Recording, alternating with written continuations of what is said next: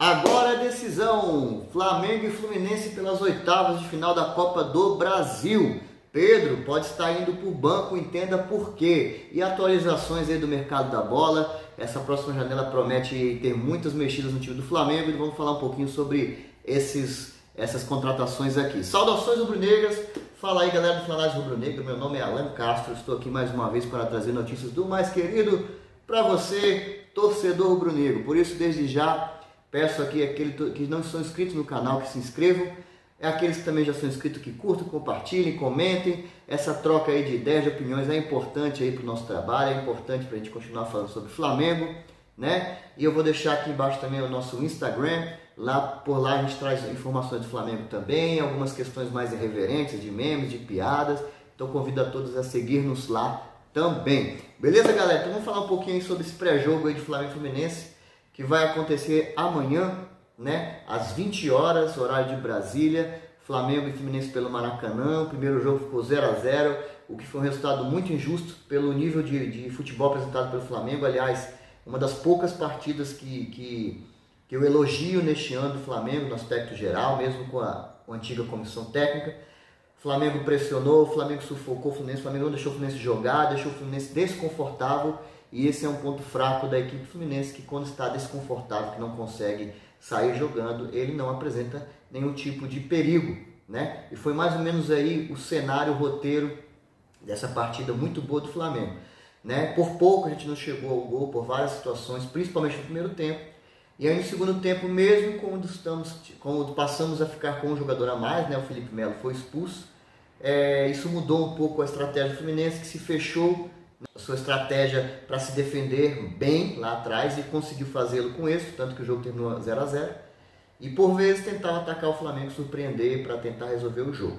Então eu espero que o Flamengo, em meio a uma crise que se estabelece ali na Gávea, né, depois de tantos que a gente já viveu, essa também não me assusta tanto assim mais, mas realmente são muitas questões ali que estão acontecendo extra-campo que vem atrapalhando diretamente o desempenho do Flamengo dentro de campo. Mais uma decisão do Flamengo no ano, né? Vale aí as vagas para as quartas de final da competição. Vale aí 4,3 milhões de reais, ó, no bolso do Flamengo, mas também tem que saber o que fazer com esse dinheiro, não adianta só ficar arrecadando, né? E vale aí uma pausa na crise, uma pausa nas cobranças, um descanso até da mente dos jogadores, porque o momento realmente não está muito fácil, né? Ora, vale lembrar, eu não sei nem se eu deveria estar dizendo isso aqui, porque isso para mim soa mais como uma coisa negativa em se tratando de Flamengo do que positivo. Mas o Fluminense não marca gol e não ganha há 4 jogos. Tá? E parece que o Cano também não faz gol há 5 jogos, que é o grande artilheiro, ele que vinha se destacando, fazendo gol aí à torta direita na temporada, não faz gol há 5 jogos. Isso deveria ser uma coisa positiva, o outro time também não está no seu melhor momento. Contudo, se tratando de Flamengo, que gosta de dar oportunidades para quem está mal, levantar defunto, fazer a carreira aí de artilheiros, eu espero que dessa vez seja um roteiro diferente. Não dúvidas para esse clássico, ainda sem a presença garantida, né? Tem situações aí clínicas que podem tirar o jogador da partida. Bom, o primeiro dessa lista aí é o Léo Pereira, né? Que se machucou na partida contra o Corinthians, sentiu lá o músculo da coxa. Ainda sente dores no local, né? Ele que não pôde ser substituído na ocasião, mas acabou, por sorte, sendo o nosso garantidor da vitória, né? Ele fez o gol da vitória. Eu até brinco que para mim ele é o nosso camisa 9 atualmente, tem feito mais gols que nossos atacantes, mas ele ainda sente uma dor, provável desgaste muscular. Ainda não é 100% a sua participação na partida, mas acredito que ele deve sim ir para o jogo. Bom, a segunda peça aí trata-se do lateral direito Wesley, né? O nosso lateral, que teve uma suspeita de fratura na fíbula, né? Se machucou e foi uma pancada no jogo aí contra o Cruzeiro, no sábado. E não dá para ter certeza se ele vai para o jogo, mas parece que ele treinou, né? Ontem, terça-feira. Então, tudo indica que ele deve, apesar de sentir dores, né, no local, tudo indica que ele tem chance de jogar, até porque ainda tem o dia hoje inteirinho e amanhã até próximo horário do jogo para se recuperar dessas dores. E essa sim é uma posição que me preocupa pela situação que nós temos, né, de Varela agora que voltou, Mateuzinho ainda está aí se recuperando e a gente só tem praticamente um lateral direito para jogar uma partida tão importante como essa. A terceira peça dessa lista aí, galera, é o Everton Ribeiro. Ele que não vem fazendo os treinos de forma integral, participa apenas de parte do treino, está nesse processo de transição, né, na evolução, de recuperação. E eu acho que dessa lista aqui de 5 pessoas é o que tem menos chance de ir para o jogo. Tá? Se ele for minimamente relacionado, talvez seja até para dar uma moral para o grupo, para deixar a galera ali naquela atmosfera, afinal é uma decisão, ele provavelmente vai começar no banco e se for entrar só no decorrer da partida, a depender de como estiver o cenário do jogo. Bom, o BH, né, apesar de a gente nem estar contando com ele, infelizmente, acho que é um jogador que pode realmente fazer diferença quando está em sua forma física, sua condição ideal. Ele é uma incógnita, né? A gente não sabe se ele vai ser relacionado, se ele vai estar à disposição do técnico, se ele tem condições de jogar essa partida ou não. Mas eu torço para que sim, ele esteja à disposição do técnico Jorge Sampaoli, que ele seja relacionado. E aí, meu amigo, dependendo do que estiver acontecendo na partida, lança aí o BH para fazer aquelas arrancadas. Quem sabe numa dessa ele consegue construir a jogada da classificação. A quinta e última peça dessa minha relação aqui é o Pedro, né? O Pedro que não vem treinando com os demais jogadores, tá? Ele não treinou segunda-feira, não treinou ontem, na terça-feira. Hoje não pude acompanhar ainda se ele participou ou não das atividades com os jogadores. Mas há quem diga, há quem garanta que ele vai participar da partida. Contudo, nós vamos aqui entrar no próximo assunto.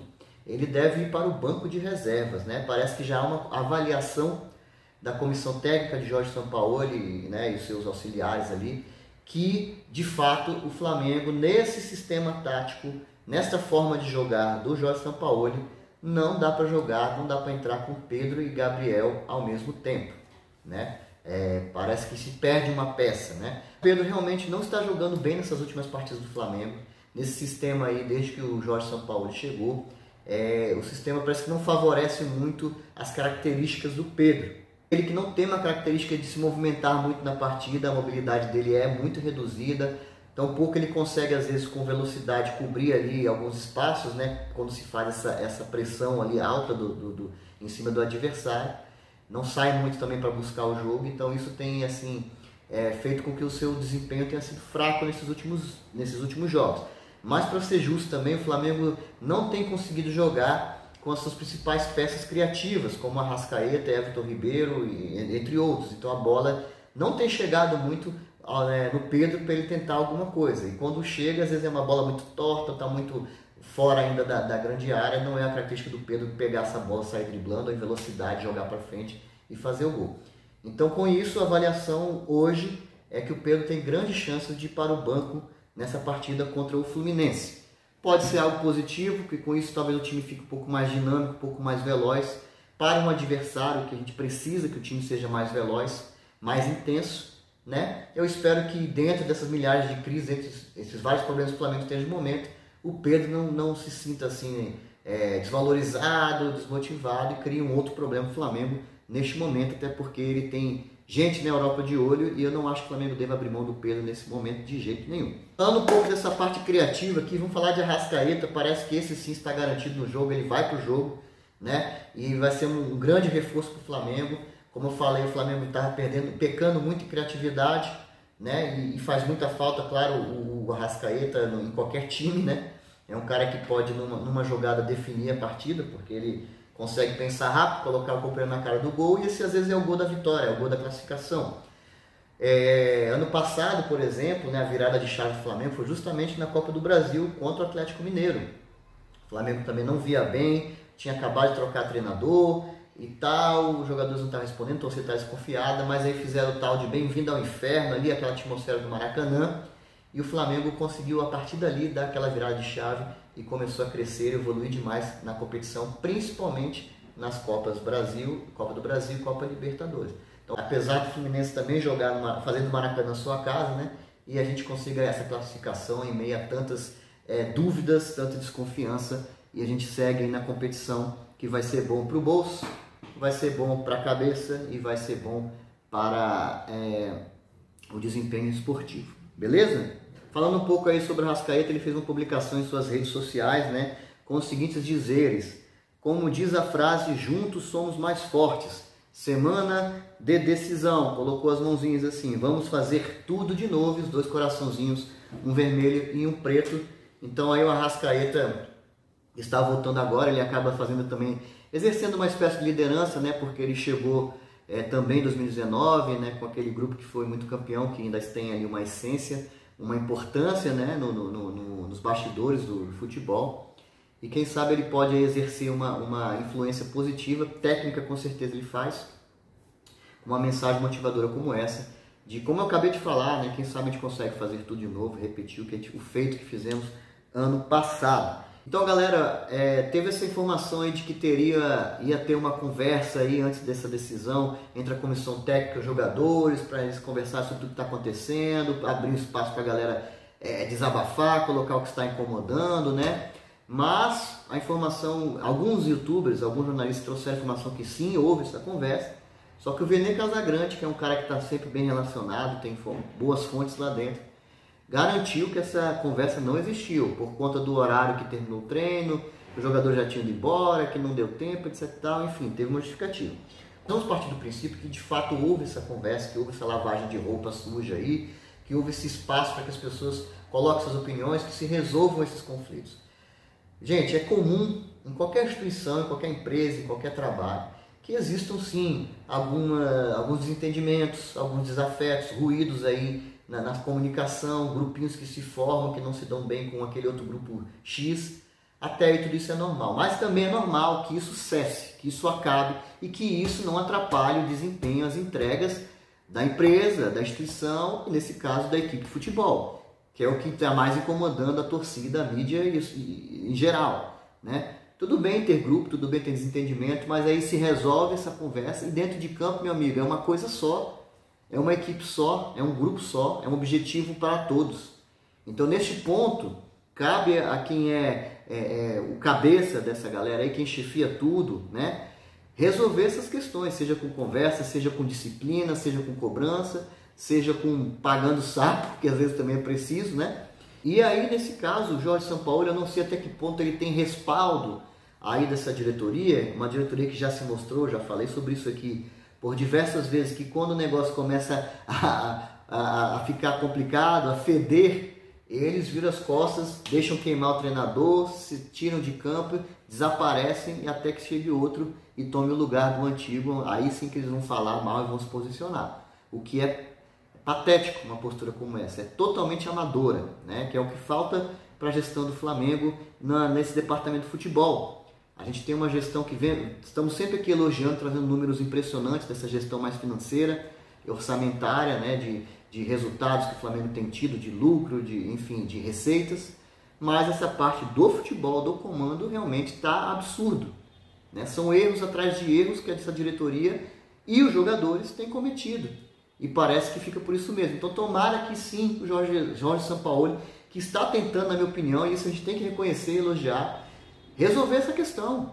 Se o problema é físico, ele está intensificando os treinos, ele está melhorando, está aprimorando a condição dos jogadores. Se o problema é técnico, vai treinar taticamente, vai treinar, não vai ter folga não, vai direto para o ninho para poder treinar no outro dia, entendeu? Se o problema é psicológico, aí já pesa um pouco mais, já que não tem um profissional como esse, mas ele vai ter que fazer esse papel de conversar, de entender, de tentar ajudar o problema qualquer que tenha um jogador, né? E vamos falar que o Flamengo tem uma estrutura que é de diretor de futebol, que é o Bruno Spindle, gerente de futebol, o ex-jogador Fabinho, gerente técnico, que é o Juan, nosso ex-zagueirão, e gerente de transição, que é o Carlos Noval. Fora a comissão técnica, Jorge Sampaoli e seus auxiliares. E ninguém tem condições de fazer isso, de cobrar, de botar todo mundo numa sala e falar, vamos lá, o que está acontecendo? Vamos acabar com isso agora. Eu quero resultados, porque senão as mudanças vão acontecer. E pelo jeito já precisam acontecer algumas delas. Entendeu? O Flamengo está, na minha opinião, nós fizemos uma live, aliás, convido a todos a assistir essa live toda segunda-feira, a partir das 21 horas, com os canais Cadu, SRN ligados no Fla 1981 e o Flanales Rubro Negro, claro. Né? A gente falou sobre isso, que o meu medo é que o ano, que já está muito ruim, seja perdido por conta dessas situações extracampo, por conta de amadorismo dos gestores, né? Então tomara assim que tenha tido essa conversa, e se não tiver, tomara que esse grupo de pessoas que eu falei aqui, que deveriam estar fazendo alguma coisa, parece que não fazem, acordem e tomem alguma atitude, ou então que elas sejam trocadas e colocar alguém que faça alguma coisa. Depois de jogarem um álcool ali na fogueira, já começou aí alguns youtubers, alguns jornalistas, alguns profissionais que cobrem o dia a dia do Flamengo, já amenizar um pouco a situação, dizendo que não, mas também não é todos os atletas que têm problema de relacionamento com o Sampaoli, não são todos os atletas que ficaram chateados com essas duas determinações, né? Essa de só ter folga depois de quase um mês, de ir direto do aeroporto para o Ninho e tal. Quer dizer, já começou não é bem assim. Quando o trem aperta, quando o negócio fica sério, as informações começam a vir um pouco melhor ali, né? Começa a surgir um pouco mais de explicação do que aconteceu, né? Inclusive a jornalista Raíssa Simplício disse que os atletas ficaram chateados foi com a forma como essas informações vazaram para a imprensa, vazaram para a mídia, né? E que isso são questões internas, são brigas que acontecem, que é normal, são desentendimentos, mas que isso não deveria sair dali do universo, ali do bastidor de futebol. Até aí eu concordo, né? E que teria ali um pacto para agora demonstrar para as pessoas de fora, a torcida, a imprensa, que o Flamengo está com um grupo sim unido e que o foco é para que o Flamengo vá bem nesse ano. Tomara que seja, eu preciso ver para crer nesse caso, né? As atitudes em campo e as informações que saem extra-campo indicam que isso não está acontecendo na prática. Mas tomara que esteja aí, como eu falei mais uma vez, essa chave de mudança, né, considerando o momento tão decisivo das competições nessa temporada. Galera, para terminar o vídeo aqui que já está se estendendo, né, bem rapidinho aqui, vamos fazer umas atualizações aqui desse mercado da bola, desse movimento do Flamengo aí, pensando na próxima janela de entradas e saídas de jogador, tá? Bom, o caso Marinho, né, todo mundo sabe que ele segue treinando separado, ele foi afastado por conta de um ato considerado de indisciplina, se recusou a viajar, quando a determinação era que todos viajassem, né? Então assim, que não vou entrar nesse mérito, mas assim, é só o Marinho que está precisando sofrer esse tipo de ato, de disciplina, de multa, de treinar separado. Então é fácil às vezes pegar um cara que já não está muito bem com a torcida, que já não está jogando, né? Vamos tentar pegar um cara aí que é mais figura ali, mais assim, uma figura mais importante desse elenco do Flamengo. Será que vai ter essa mesma competência para, como é que eu posso dizer, disciplinar o jogador? Enfim, o fato é que ele vem negociando com o São Paulo. A informação que eu tenho é que o Flamengo tem interesse, claro, né, de negociar o jogador, mas parece que seria uma proposta de empréstimo e o staff do jogador estava querendo que o Flamengo dividisse ou pagasse uma parte dos salários, o que não tem sido bem visto pelos gerentes do Flamengo, e isso deu uma esfriada um pouco nessas negociações. Vamos aguardar aqui as próximas informações para ver aí o que vai ser o desenrolar disso, mas eu acredito que deve avançar, porque o jogador tem vontade agora, antes ele não tinha, o São Paulo tem interesse e o Flamengo também tem interesse. Deve-se chegar a um acordo sobre isso. Matheus Cunha, que eu trouxe aqui no último vídeo, dizendo que o Flamengo chegava a um acordo, que estava tudo encaminhado, só faltava assinar, né? Principalmente essa questão sobre a base salarial e o tempo de contrato. Aí o Vene Casagrande trouxe informação recente que teria esfriado, teria travado essas negociações, segundo o Vene, segundo a informação que ele apurou, porque os dirigentes do Flamengo queriam, de última hora, próximo de assinar o contrato, alterar alguma cláusula, e isso não foi bem visto pelo staff do jogador. Bom, como eu não tenho assim nenhuma informação de qual cláusula se trata, do que exatamente foi a postura, quem está errado nessa história, eu vou aqui me abster em só trazer informação. Mas tomara que isso se resolva, até porque é uma peça importante para o Flamengo, um jogador que tem futuro. Eu já falei sobre isso no outro vídeo, não vou me estender aqui. Everton Ribeiro, que tinha um papo aí de que outros clubes brasileiros também estariam de olho nele. Segundo o Samir Carvalho, que é um jornalista que cobre o dia a dia do Corinthians, parece que o Corinthians descartou, como se tivesse condições, né, muito bem, a contratação do Everton Ribeiro. Bom, que bom, não faz para mim muita diferença também, não contava que ele fosse sair para o Corinthians. Acho até que se o Everton Ribeiro, já falamos sobre isso em algum outro vídeo, fosse aceitar uma proposta, seria de fora do Brasil, muito provavelmente da Arábia, que em tese fez uma proposta muito boa, salarial, né, uma proposta salarial muito boa para o atleta. Próximo dessa relação, gente, é o Alan, né, o volante do Atlético Mineiro. As negociações vêm avançando, contudo o Galo não quer muito facilitar esse processo de liberar o jogador para um rival histórico, né, um rival também que disputa as mesmas competições que ele, né? A gente já falou que teria pedido pelo menos 10 milhões de euros para liberar o atleta. O Flamengo está disposto a aumentar a proposta para tentar trazer, para contar com o volante, mas parece que o Palmeiras, que já teve interesse de contratar lá no início do ano, está voltando para entrar nessa briga com o Flamengo, que vai oferecer uma proposta melhor que a do Flamengo. Vamos aguardar. Eu acho sinceramente que o Palmeiras adota, não só o Palmeiras, tá, gente? Também não vou ser injusto. Eu acho que os clubes brasileiros às vezes adotam essa postura de entrar na contratação de alguém. É claro que tem nomes que todos os clubes querem, né? Mas assim, esse tipo de postura só fazem criar um leilão, né? E aí não é bom para ninguém, a não ser para o próprio clube que quer se desfazer do atleta, né? Então tomara que isso não vire uma novela, que isso vire um leilão, uma disputa de Flamengo e Palmeiras, até porque os dois clubes têm condições de fazer boas propostas. E vamos aguardando as próximas notícias nos próximos dias. O atacante De La Cruz, né? Parece que o River Plate está voltando atrás, está mudando um pouco a sua postura, né? De não querer se abrir mão do atleta e já aceita, já admite negociar o jogador nessa próxima janela. E o Flamengo também tem avançado nessas negociações, parece que faltam detalhes ou ajustar uma questão ou outra com o staff do jogador, para aí sim depois oficializar uma proposta ao clube ao qual o jogador pertence, ao River Plate. Eu só espero, assim, eu só me preocupo com esse histórico de lesão do jogador. Eu espero que o Flamengo consiga finalizar essa contratação. Acho um bom jogador, ele ainda é jovem, tá? Apesar de parece que o Flamengo já tenta contratar ele há 5.000 anos, né? Mas ainda é um jogador jovem, então tem ainda um período grande na carreira. Mas eu só espero que não se some a outros jogadores que vivem frequentando o departamento médico do Flamengo, porque a gente está contratando, porque precisa de jogador como ele. E eu tenho certeza que ele chega para ser uma peça principal, um titular dessa equipe do Flamengo. Rapidamente, se falou ontem, nessa semana, sobre Cavani, mas foi apenas uma consulta, tá, galera? O jogador que está com 36 anos é um excelente centroavante, um excelente matador, é um belíssimo jogador. Mas, galera, sinceramente, não é o que o Flamengo precisa nesse momento. Por mais que seja o Cavani, 36 anos, entendeu? Ele tem contrato com o Valência até junho do ano que vem, 2024. Foi só uma consulta que o Flamengo teria feito. Não acho que ele vá se interessar por uma proposta do Flamengo e também não acho que o Flamengo deva ir atrás desse jogador, com todo respeito à história do atleta, tá? Também se falou nesses últimos dias aí que parece que o Fluminense estava de olho aí tentando sondar e tentando uma possibilidade de contratar o Vitinho, galera. E o Flamengo ainda é dono dos direitos econômicos do atleta, mas já foi desmentido aí, pelo menos pela diretoria do Fluminense e pelos representantes do atleta, que não há nenhum tipo de negociação em andamento. Mas onde a fumaça é fogo, né? Se isso foi ventilado, possivelmente pelo menos uma consulta foi feita pelo ex-jogador do Flamengo. Hoje eu acho que ele está na Arábia, né?